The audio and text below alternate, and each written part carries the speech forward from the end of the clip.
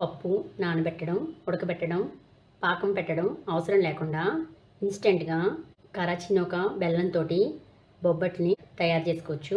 ఉగాది పండుగ రోజున ఈ ఇన్స్టెంట్ బొబ్బట్లని తయారు చేసుకుని టేస్ట్ చేయండి. మీరు లైక్ చేసినట్లయితే మరిన్ని వీడియోలను చేయడానికి నన్ను ప్రోత్సహించిన వాళ్ళు అవుతారు.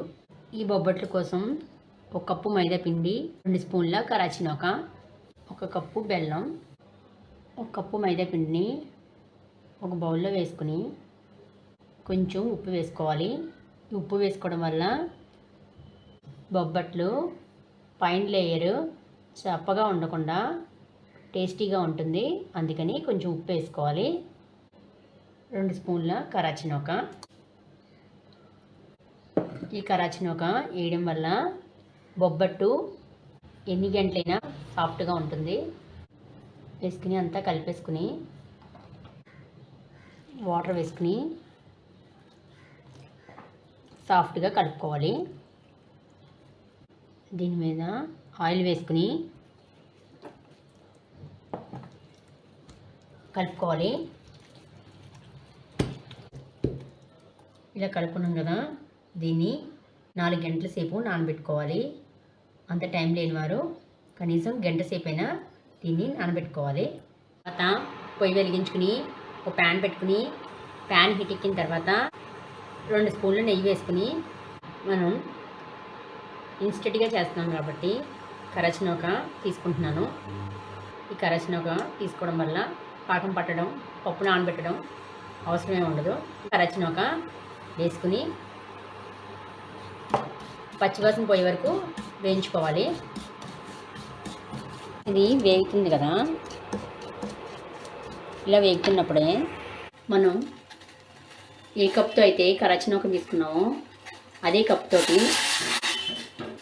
3 కప్పుల వాటర్ని మరిగించుకోవాలి. ఇది వేగింది కదా, దీంట్లో కొంచెం పసుపు వేసుకోవాలి. ఇది కలర్ కోసం మాత్రమే. పసుపు వేసుకుని మొత్తం కలుపుకోవాలి. ఇది వేగింది కదా, ఇప్పుడు మనం వేడి నీళ్ళు మరగబెట్టినాం కదా, ఆ వేడి నీళ్ళు ఇందులో వేసుకోవాలి. వేసుకుని కలుపుకోవాలి. చూసారా, 2 నిమిషాలకి ఇలా దగ్గర పడిపోయింది. ఇలా దగ్గర పడిపోయినప్పుడు మనం తీసుకున్న బెల్లాన్ని ఇందులో వేసుకోవాలి. వేసుకుని కలుపుకోవాలి. మంచి ఫ్లేవర్ కోసం ఈ యాలక్కాయని దంచుకుని వేసుకోవాలి. వేసుకుని ఇదంతా కలిపేసుకోవాలి.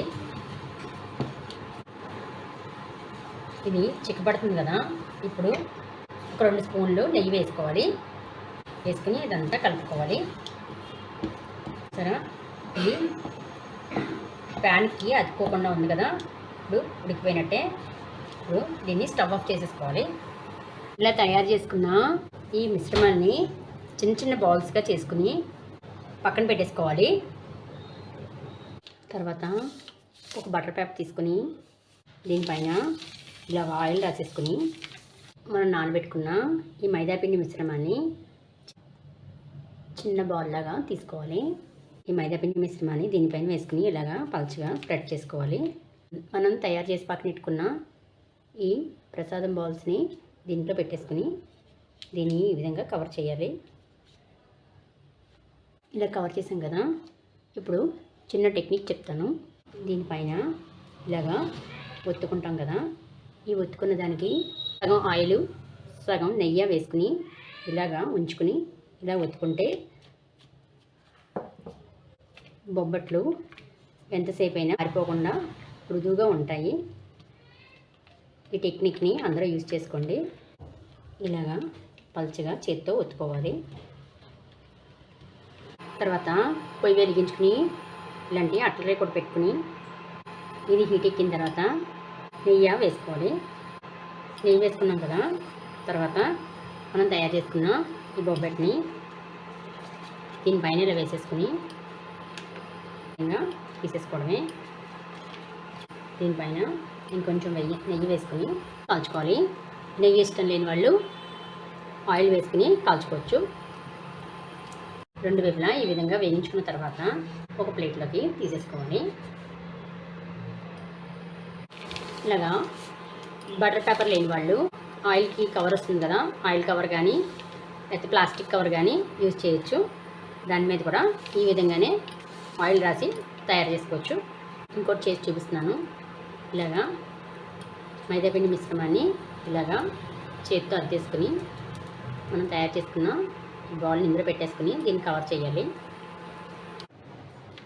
ఇలా కవర్ చేసి పెట్టుకున్నాం కదా, దీన్ని ఈ విధంగా ఒత్తుకోవాలి. ఇలాగా ఒత్తడం రాని వాళ్ళు ఇంకో బటర్ పేపర్ తీసుకుని ఆయిల్ రాసేసుకుని దీనిపైన ఈ విధంగా పెట్టేసుకుని మనం చపాతీ చేసుకుంటాం కదా, చపాతీ కర్రతోటి ఈ విధంగా ఒత్తుకోవడమే. చేసుకున్న తర్వాత ఈ పైన బటర్ పేపర్ని ఈ విధంగా తీసేసుకుంటే మనకి బొబ్బట్టు ఈ విధంగా తయారు చేసుకోవచ్చు. మనకి చేత్తో ఒత్తడం వీలు కుదిరితే చేత్తో ఒత్తుకోవచ్చు, లేకపోతే ఇలాగా చపాతీ కర్రను యూజ్ చేసుకుని కూడా మనం బొబ్బట్ని చాలా ఈజీగా ప్రిపేర్ చేసుకోవచ్చు. ఏది సులువుగా ఉంటే ఆ పద్ధతిలో మనం తయారు చేసుకోవచ్చు. ఒక పక్కన ఇలాగా వేయించుకుంటూ ఉంటూ మరో పక్కన ఈ విధంగా చేసుకుంటూ ఉంటే మనకి చాలా సులువుగా బొబ్బట్లు అయిపోతాయి. నేను చెప్పిన టిప్స్ని ఫాలో అయ్యి కనుక చేస్తే బొబ్బట్టు చాలాసేపు వరకు మెత్తగా మృదువుగా ఉంటుంది. చూసారా ఫ్రెండ్స్, బొబ్బట్లు ఎంత మెత్తగా ఉన్నాయో చూడండి. ఎంత మెత్తగా, చాలా బాగున్నాయి. ఒకసారి మీరందరూ ఈ ఇన్స్టెంట్ బొబ్బట్ని తయారు చేసి టేస్ట్ చేయండి. ప్రసాదం ముద్ద మిగిలితే బాక్స్లో పెట్టుకుని ఫ్రిడ్జ్లో పెట్టుకుంటే మనకి ఎప్పుడు కావాలితే అప్పుడు బొబ్బట్ని తయారు చేసుకోవచ్చు. ఫ్రిడ్జ్లో పెట్టుకుంటే నెల రోజుల వరకు ఇది పాడవకుండా ఉంటుంది.